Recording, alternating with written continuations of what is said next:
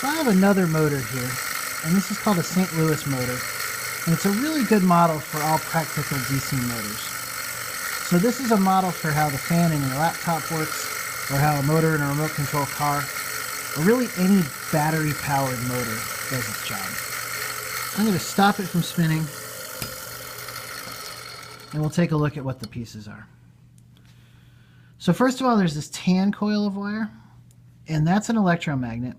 And these compasses tell us about the direction of the magnetic field. It's apparently coming out of this end, looping around, and then pointing back in here. So by symmetry arguments, we can assume it's doing the same through the spinning part of the motor.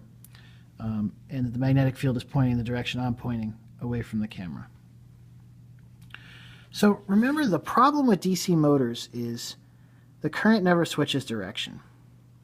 So if I was going to do the right-hand rule in this case, for argument's sake, let's say the left side of that green coil, the current is heading upwards.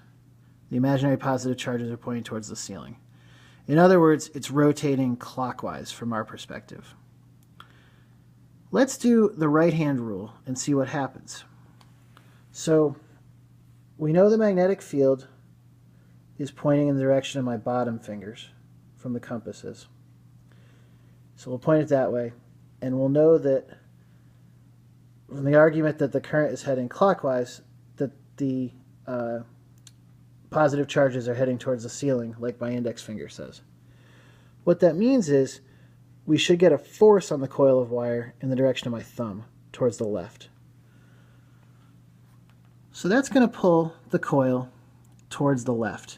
And because of the way it's wired, the other side is actually going to be pushed away. Well, that's great until it turns 90 degrees.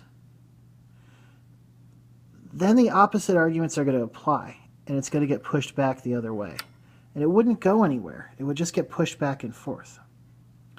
So in the simpler motor you saw, the one from SciToys, we solved this problem by just having the motor be off half the time. The rotating part only made contact with its power supply 50% of the time because I only scratched off the insulation on half the wire. This has a much more ingenious solution. I don't know if you can see it, but that piece of metal is broken in the middle. It's broken on the other side too. And these things that are touching the spinning part, these brushes, they're what are actually hooked up to the power. And they alternately touch one side of this metal spinning jacket or the other.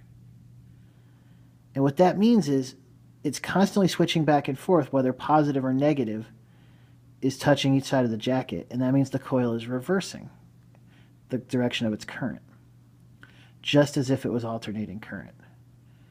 And that means that we're always getting pushed in the right direction because the time after we've gone around once, it flips, current reverses, so now it continues to push in the direction we want. So it's on all the time instead of half the time, like the previous motor. With an AC motor, you don't have to because the current automatically reverses, so an AC motor is much simpler. But there's lots of applications where we need a battery, which is portable, to power an electric motor, and this is how it works. Not surprisingly, this brush mechanism can wear out after time, and that's why DC motors eventually have to be replaced.